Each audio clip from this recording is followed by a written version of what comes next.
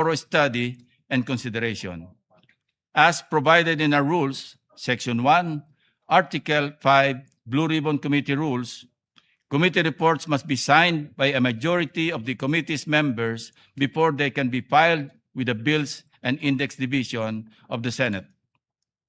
Given the scale of the investigation and the details of the discussion, which, as you all know, reached more than 400 pages, sans the annexes, each member has been afforded more than sufficient time to examine and scrutinize the full substance of the report. Everyone is given a full opportunity to review and propose revisions, modifications, deletions, and corrections.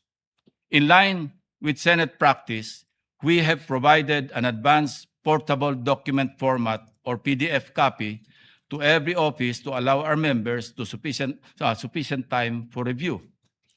Common sense lang sa isa nating kasamahan na pilit naghahanap ng original signed copy at ginawa pang dahilan sa hindi niya pagpirma.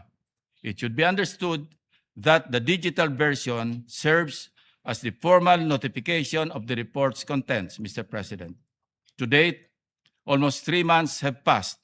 Only 7, including the President, Chairperson, and the Senate President, have affixed our signatures to this draft. I therefore thank our colleagues, Senator Erwin Tulfo, our Vice Chairman, Senator Risa Ontiveros, Senator Bam Aquino, Senator Kiko Pangilinan, and the latest, Senator Rafi Tulfo, who have signed the partial report. And while I disagree with those who have not, let me state for the record, Mr. President, that I respect their decision, even as I understand whatever reasons they have for not signing. Bottom line, it is their right as senators of the Republic. Nonetheless, it bears heavy emphasis.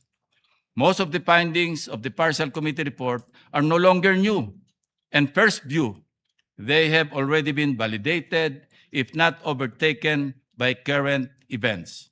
In fact, the report may be pending, or while the report may be pending, the wheels of justice have already begun to grind. And I take pride in saying, in line with the direction of our report. Mr. President,